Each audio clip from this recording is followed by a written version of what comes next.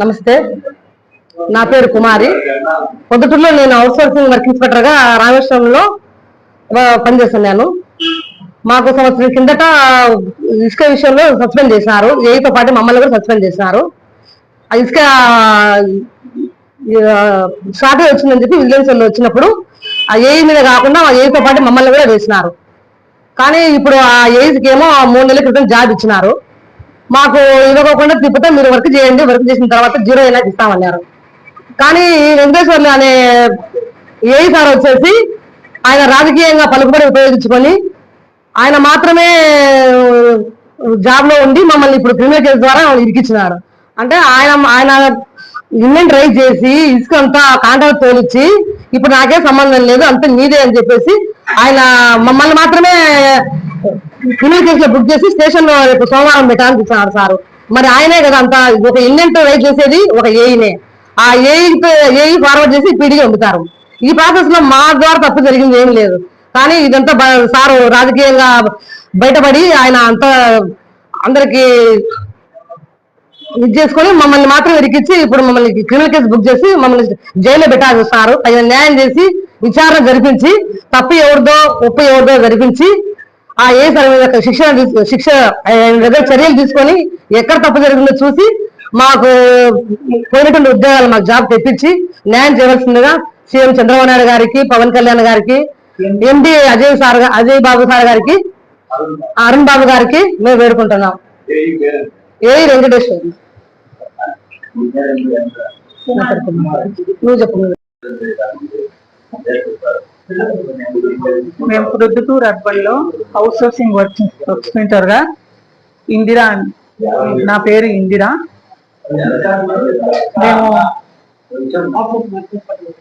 Out sourcing work inspector గా Proddatur urban లో పనిచేస్తున్నాను. నా పేరు ఇందిరా. మేము బల్క్ స్టాండ్ కు బొల్లవరం లేఅవుట్ లో బల్క్ స్టాండ్ కు వర్క్ ఇన్స్పెక్టర్ గా పనిచేస్తున్నాను. మాకు ఏఈ గారు బల్క్ స్టాండ్ వచ్చినప్పుడు ఆ రిసిప్ట్స్ తీసుకొని రికార్డులో ఎంటర్ చేసేది పని మాకు అప్పచెప్పినారు. దాంట్లో అవన్నీ ఏమున్నాయి ఏఈ లాగిన్ అంతా ఏఈనే క్రియేట్ చేసింది. మాది ఎటువంటి ఇన్వాల్వ్మెంట్ లేదు. ఏఈ రిసిప్ట్ లో సైన్ చేయమంటేనే మేము సైన్ చేస్తాము. మేము ఫస్ట్ మొదట అశ్విత్ రెడ్డి సార్ మాకు ఏఈ ఉన్నప్పుడు మేము అడిగినాము, సార్ ఈ దీంట్లో మేము సైన్ చేయము, రేపు ఏదన్నా ప్రాబ్లం వస్తుందేమంటే ఎటువంటి ప్రాబ్లము రాదు మా మీకు, దానికి మాకే సంబంధం అని చెప్పినారు. ఆయన వెళ్ళిపోయిన తర్వాత వెంకటేశ్వర్లు ఏఈ గారు వచ్చినారు మాకు. ఆయన ఈ బల్క్ శాండ్కి ముందు ఎట్లా చూస్తా అనేది అట్లే చూడంటే మేము చూడం సార్ అని పేపర్లు కూడా అక్కడ పెట్టేసినాము. కానీ అతను మీరు జాబ్ లో ఇక్కడ పనిచేసే నేను చెప్పితే వినేటట్లయితే ఇక్కడ జాబ్ లో ఉండండి, లేకపోతే వెళ్ళిపోండి అంటే ట్రాన్స్ఫర్లు చేపియండి మేము వెళ్ళిపోతామన్నాము. కానీ అతను కూడా పట్టుకు మేము సార్ ఆయన మాకు ఏఈ కాబట్టి ఆయన చెప్పిన పని మేము చేస్తూ ఉన్నాం సార్.